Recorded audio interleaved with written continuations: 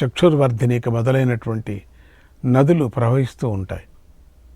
అలాంటి లక్షల నదుల నుండి ఇంద్రుడు నీటిని గ్రహించి వర్షాన్ని కురిపిస్తాడు.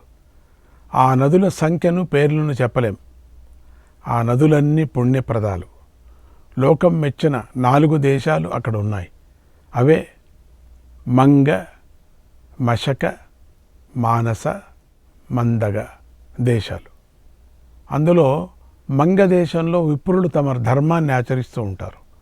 మశక దేశంలో రాజులు ధర్మంగా జీవిస్తూ ఉంటారు, ప్రజల కోరికలు తీరుస్తూ ఉంటారు. మానస దేశంలో వైశ్యులు తమ ధర్మం ఆచరిస్తూ ఉంటారు, ధనధాన్య సంపదలతో సుఖంగా ఉంటారు, శూరులు ధర్మాత్ములుగా ఉంటారు. మందగ అనేటువంటి దేశంలో శూద్రులు ఎల్లప్పుడూ ధర్మంగా జీవిస్తూ ఉంటారు. అక్కడ రాజు లేడు, దండన లేదు, దండన విధించేవాడు కూడా లేడు. అక్కడ ప్రజలందరూ ధర్మాత్ములు, ధర్మం తెలిసిన వాళ్ళు. వారే ఒకరినొకరు రక్షించుకుంటూ ఉంటారు. ఇది శాఖద్వీపంలోని విషయం. ఇక దీన్ని మించి చెప్పుకోవలసిన పని లేదు. ఇంతవరకు వింటే చాలు అని అన్నాడు సంజయుడు. శ్రీకృష్ణాయ పరమాత్మనే నమః. 12వ అధ్యాయం. సంజయుడు ధృతరాష్ట్రుడికి ఇలా చెప్పాడు. ఓ మహారాజా, శాఖాద్వీపం తరువాతి ద్వీపాల గురించి నేను విన్నవి నీకు చెబుతున్నాను విను. క్షీర సముద్రానికి అవతల ఋతోదక సముద్రం ఉంది. దాని తర్వాత దది మండోదక సముద్రం ఉంది. తర్వాత సురోదక సముద్రం ఉంది. అనంతరం మరొక జలం సాగరం ఉంది. మహారాజా, ఈ సముద్రంలో చుట్టబడినటువంటి ద్వీపాలన్నీ ఒకదానికంటే ఒకటి రెట్టింపు విస్తారం కలిగి ఉన్నాయి. ఈ ద్వీపాలలో మధ్య ద్వీపంలో మణిశిల పర్వతం ఉంది. దాన్ని గౌర పర్వతం అంటారు. అది చాలా పెద్దది. దానికి పడమరగా కృష్ణ పర్వతం ఉంది. అది శ్రీ మహావిష్ణువుకు ఇష్టమైన పర్వతం. అక్కడి దివ్యరత్నాలన్నింటినీ కృష్ణుడే స్వయంగా రక్షిస్తూ ఉంటాడు. ఆ కేశవుడు అక్కడ ప్రజలకు సుఖాన్ని కలిగిస్తూ ఉంటాడు. ఈ కుశద్వీపం మధ్యలో పెద్ద కుశస్తంభం ఉంది. అలాగే శాల్మలి ద్వీపంలో శాల్మలి వృక్షం ఉంది. అక్కడి ప్రజలందరూ వాటిని పూజిస్తూ ఉంటారు. క్రౌంచ ద్వీపంలో మహాక్రౌంచం అనే పెద్ద పర్వతం ఉంది. అక్కడ ఎన్నో రత్నరాసులు లభిస్తూ ఉంటున్నాయి. 4 వర్ణాల వారు ఆ పర్వతాన్ని పూజిస్తూ ఉంటారు. అక్కడ ఉన్న గోమంత పర్వతం చాలా పెద్దది. దాని మీద సకల ధాతువులు ఉన్నాయి. శ్రీహరి అక్కడ నివసిస్తూ ఉంటాడు. ముముక్షువులు ఆ శ్రీహరిని ఎప్పుడూ సేవిస్తూ ఉంటారు. కుశద్వీపంలో సుధామ అనే 2వ బంగారు కొండ ఉంది. అక్కడ పగడాలు లభిస్తూ ఉంటాయి. అది పగడాల గని. అది దుర్గమంగా ఉంటుంది. అక్కడే కాంతిమంతమైన కుముదం అనేటువంటి 3వ పర్వతం ఉంది. 4వది పుష్పవంతం, 5వది కుశేషయం, 6వది హరిపర్వతం. కుశద్వీపంలో ఈ 6 ఉత్తమమైన పర్వతాలై ఉన్నాయి. వీటి మధ్య గల వైశాల్యం ఒకదానికంటే ఒకటి రెట్టింపుగా ఉంటుంది. కుశద్వీపం యొక్క మొదటి వర్షం ఔద్భిదం, 2వది వేణుమండల వర్షం అంటారు, 3వది సురథాకార వర్షం అంటారు, 4వది కంబల వర్షం, 5వది ధృతిమంతం అంటారు, 6వది ప్రభాకర వర్షం అంటారు, 7వది కాపిల వర్షం. ఈ 7 వర్షాలలోనూ దేవతలు, గంధర్వులు, మనుష్యులు నివసిస్తూ ఉంటారు. వారికి చావు లేదు. అక్కడ మ్లేచ్ఛలుండరు, దొంగలుండరు. ప్రజలందరూ తెల్లని శరీరాలతో సుకుమారులుగా ఉంటారు. ఇక మిగిలిన ద్వీపాల గురించి కూడా చెబుతున్నాను విను. ఇవి నేను విన్నవి మాత్రమే చెబుతున్నాను. ప్రశాంతంగా విను. క్రౌంచ ద్వీపంలో మహాక్రౌంచ పర్వతం ఉంది. దానికి అవతల వామన పర్వతం ఉంది. దాని తర్వాత అందక పర్వతం ఉంది. దానికి ఆవల మైనాక పర్వతం ఉంది. దాని తర్వాత గోవింద పర్వతం ఉంది. గోవింద పర్వతం తర్వాత నిబిడ పర్వతం ఉంది. వీటి మధ్య భాగ వైశాల్యం ఒకదానికంటే ఒకటి రెట్టింపుగా ఉంది. అక్కడ ఉన్న దేశాల పేర్లు చెబుతాను విను. క్రౌంచ పర్వత సమీపంలో కుశల దేశం, వామన పర్వత సమీపంలో మనోనుగ దేశం, దానికి అవతల ఉష్ణదేశం ఉన్నాయి. ఉష్ణదేశం అవతల ప్రావారం, ప్రావారం తర్వాత అంధకార దేశం ఉన్నాయి. దానికి అవతల మునిదేశం ఉంది. తర్వాత దుందుబిస్వన దేశం ఉంది. ఈ దేశంలో సిద్ధులు, చారణులు ఉంటారు. అక్కడి ప్రజలు తెల్లగా ఉంటారు.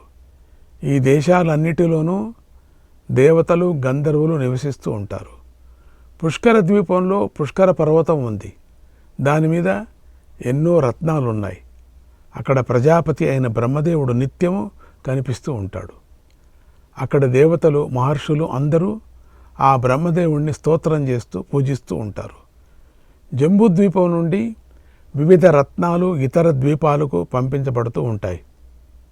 బ్రహ్మచర్యం, సత్యం, దమం వీటి వల్ల ఆ ద్వీపాలలోని ప్రజల ఆయు ప్రమాణం జంబూద్వీపంలోని వారికంటే 2 రెట్లు ఎక్కువగా పెరుగుతూ ఉంటుంది. అనేక దేశాలు ఉన్న ఈ ద్వీపాల్లో కూడా ఒకే విధంగా ధర్మం కనిపిస్తూ ఉంటుంది. బ్రహ్మదేవుడు స్వయంగా దండం చేపట్టి ఎల్లప్పుడూ ఈ ద్వీపాలను రక్షిస్తూ ఉంటాడు. ప్రజాపతియే ఆ ద్వీపాలకు రాజు. అతడే శుభాన్ని ప్రసాదిస్తూ ఉంటాడు.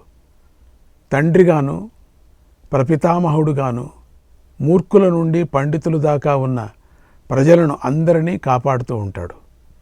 సిద్ధం చేసిన భోజనం అక్కడ ప్రజల దగ్గరకు స్వయంగా వస్తుంది.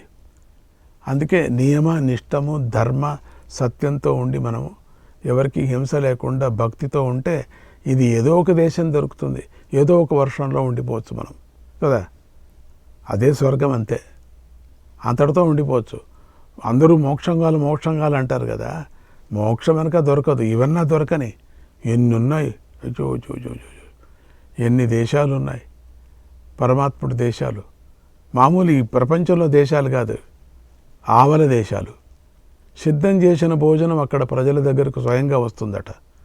దానినే రోజు ప్రజలు తింటూ ఉంటారు. దానికి ఆవల సమా అనే ప్రదేశం ఉంది. అది చతురస్రంగా ఉంటుంది. అందులో 33 మండలాలు ఉన్నాయి.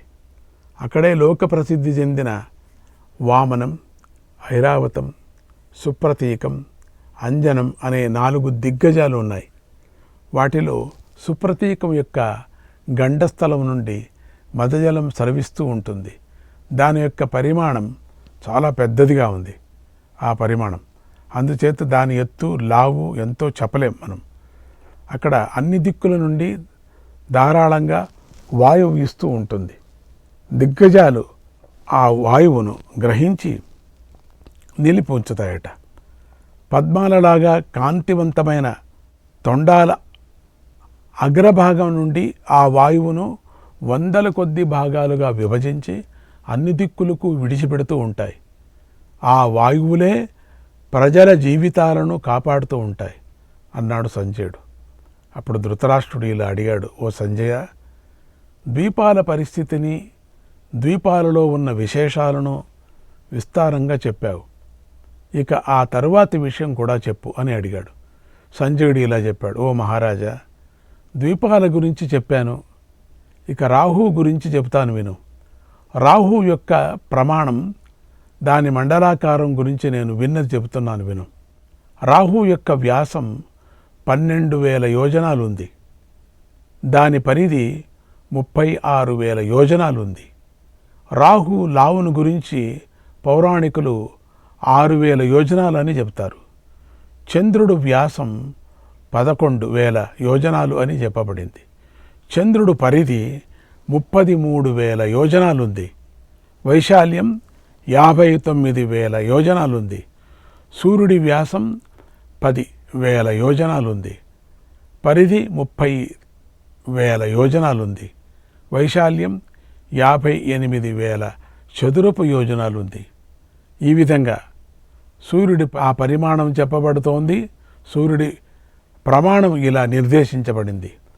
రాహువు సూర్యచంద్రుల కన్నా ఆకారంలో పెద్దగా ఉంటాడు. యథాకాలంలో సూర్యచంద్రులను కప్పివేస్తూ ఉంటాడు. దీన్ని నేను శాస్త్ర దృష్టితో సంక్షిప్తంగా చెప్పాను. ఇక శాంతిని పొందు. నువ్వు అడిగినట్లుగా ఈ జగత్తు యొక్క నిర్మాణం అంతా చెప్పాను. ఇక దుర్యోధనుడి గురించి నిశ్చింతగా ఉండు. శ్రుత్వేదం భరతశ్రేష్ఠ, శ్రుత్వేదం భరతశ్రేష్ఠ, భూమి పర్వ మనోనుగం, భూమి పర్వ మనోనుగం, శ్రీమాన్ భవతి రాజన్యక, శ్రీమాన్ భవతి రాజన్యక, సిద్ధార్థ సాధు సమ్మతక, సిద్ధార్థ సాధు సమ్మతక, ఆయుర్బలంచ కీర్తిశ్చ, ఆయుర్బలంచ కీర్తిశ్చ, తస్య తేజశ్చ వర్ధతే. ఓ మహారాజా, ఈ భూమి పర్వం గురించి ఏకాగ్ర మనస్సుతో విన్న రాజు సంపన్నుడవుతాడు, సాధువుల చేత గౌరవించబడతాడు. అతనికి ఆయస్సు, బలం, ధనం లభిస్తాయి. కీర్తి, తేజస్సు వృద్ధి చెందుతాయి. పర్వకాలంలో దీన్ని నియమంగా విన్నవాడు పితామహులు ఎంతో సంతోషిస్తారు. ఇది భారత వర్షం యొక్క విశేషం. ఇక్కడే మనం ఉంటున్నాం. మన పూర్వులు పుణ్యకార్యాలు చేశారు. ద్వీపాల గురించిన విశేషాలన్నీ ఇప్పుడు నువ్వు విన్నావు అన్నాడు సంజయుడు. ఇలా సంజయుడు ధృతరాష్ట్రుడి సందేహాలను తీర్చాడు. యుద్ధభూమికి వెళ్ళాడు. శ్రీకృష్ణాయ పరమాత్మనే నమః. 13వ అధ్యాయం శ్రీమద్భగవద్గీతా పర్వము. ఈ భగవద్గీతా పర్వం ఇంకా ప్రారంభమవుతున్నది. ఇప్పుడు వైశంపాయన మహర్షి ఇలా చెప్పాడు. ఒకనాడు ఇక్కడి నుంచి మనం బాగా వినాలి. మీరు ఈ భగవద్గీతా పర్వం ఉందే, దీన్నే వినాలి. మీరు చక్కగా వినాలి.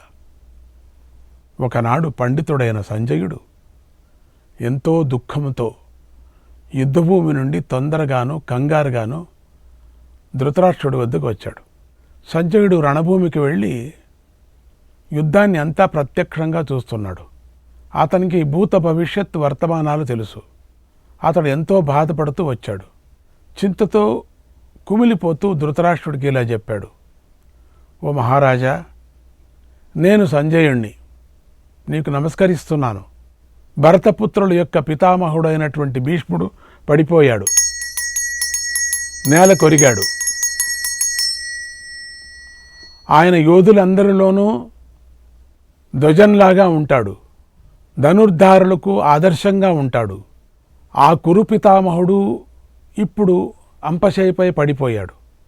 ఓ రాజా, నీ కొడుకు ఆయన పరాక్రమం చూసుకొనే పాండవులతో జూదమాడాడు. అలాంటి భీష్ముడు ఇప్పుడు శిఖండి చేతిలో యుద్ధంలో దెబ్బతిని క్రింద పడిపోయాడు. ఆ మహారథుడు ఒక్కడే పూర్వం కాశీపట్టణంలో స్వయంవరానికి వచ్చినటువంటి రాజులను అందరినీ రథం మీద నిలబడి ఓడించాడు. పరశురామునితో తడబడకుండా యుద్ధం చేశాడు. అప్పుడు ఆ పరశురాముడి చేతిలో కూడా దెబ్బతినలేదు, కానీ ఇప్పుడు శిఖండి చేతిలో దెబ్బతిన్నాడు. పరాక్రమంలో అయినటువంటి ఇంద్రుడితో సమానుడు, స్థిరత్వంలో హిమవంతుడితో సమానుడు, గాంభీర్యంలో సముద్రుడితో సమానుడు, సహనంలో భూమితో సమానమైనవాడు. ఆ భీష్ముడికి బాణాలు కోరలై ఉన్నాయి, ధనస్సు తెరిచిన నోరే ఉంది, కత్తి నాలుక అయి ఉంది. అటువంటి ఆ భీష్ముడిని ఎవరూ చేరలేరు ఖండితంగా. ఆయన యుద్ధంలో అంతటి శౌర్యం కలిగి ఉంటాడు. ఆ భీష్ముడు మనుష్యుల్లో సింహం వంటివాడు. అటువంటి నీ పితామహుడు ఇప్పుడు శిఖండి చేతిలో నేల కూలిపోయాడు. యుద్ధానికి సిద్ధమైనప్పుడు ఆ భీష్ముడిని చూసి పాండవ సైన్యం సింహాన్ని చూసిన ఆవుల మందల్లాగా ఎంతో భయంతో వణికిపోయింది. ఆయన గొప్ప శౌర్యాన్ని, వీరత్వాన్ని చూపించాడు. నీ సైన్యాన్ని 10 రోజులు రక్షించాడు. ఇప్పుడు నేల కొరిగి సూర్యుడిలాగా అస్తమిస్తున్నాడు. ఇంద్రుడు వర్షం కురిపించినట్లుగా ఆయన యుద్ధంలో వేల కొద్ది బాణాలను విడిచిపెట్టాడు.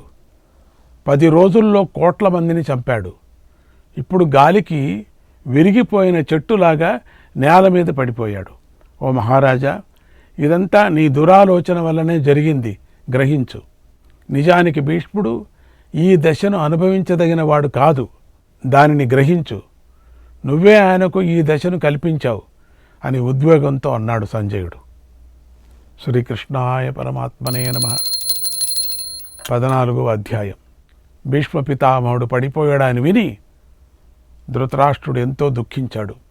సంజయుని ఇలా అడిగాడు, ఓ సంజయ, ఎంత మాట చెప్పావు, ఇది ఎంత చెడు వార్త. అయ్యో అయ్యో, భీష్మ పితామహుడు శిఖండి చేతిలో పడిపోయాడా? ఎలా పడిపోయాడు? ఆయన ఇంద్రుడితో సమానమైన వాడు కదా, ఆయన నాకు తండ్రి వంటివాడు. ఆయన రథం మీద నుండి క్రిందికి ఎలా పడిపోయాడు? సంజయ, తన తండ్రి కోసమని ఆయన ఆజన్మ బ్రహ్మచర్య వ్రతాన్ని పాటించాడు కదా, ఆయన దేవతలతో సమానమైన బలం గలవాడు కదా. ఆ భీష్ముడు లేకుండా మా యోధులు పాండవసేనుడు ఎలా ఎదిరించగలిగారు? భీష్ముడు మహాజ్ఞాని, మహాధన్వి, మహాబలశాలి, మహాధీరుడు. ఆ నరోత్తముడు పడిపోతే నీ మనస్సుకు ఏమనిపించింది?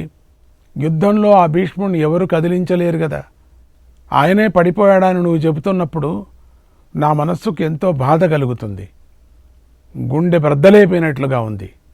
ఓ సంజయ, యుద్ధానికి వెళ్ళేటప్పుడు ఆయన వెంట ఎవరు వెళ్ళారు? ఆయన ముందు ఎవరున్నారు? ఆయన ఎదుట ఎవరు నిలబడ్డారు?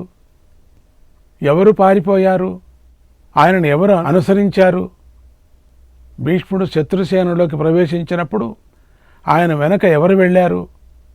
సూర్యుడు చీకట్లను పారద్రోలినట్లుగా ఆయన శత్రు సైన్యాన్ని సంహరిస్తూ సూర్యుడిలాగా వెలిగిపోతూ ఉంటాడు కదా. శత్రువులకు భయాన్ని కలిగిస్తూ ఉంటాడు కదా. అంతటి ఆయన యుద్ధంలో పాండుకుమారుల మీద దుష్కారంగా అంటే పోరాడుతూ ఉంటాడు కదా. ఆయన ఎల్లప్పుడూ శత్రుసేనను సంహరిస్తూ ఉంటాడు. ఆ భీష్ముని ఎవరు అడ్డగించారు? నువ్వు అక్కడే ఉన్నావు కదా, అంతా చూస్తూ ఉన్నావు. అసలు పాండవులు భీష్ముని ఎలా అడ్డుకొన్నారు, ఎలా పడగొట్టారు? భీష్ముడి బాణాలే కోరలు, ధనస్సే తెరిచిన నోరు, కత్తియే నాలుక.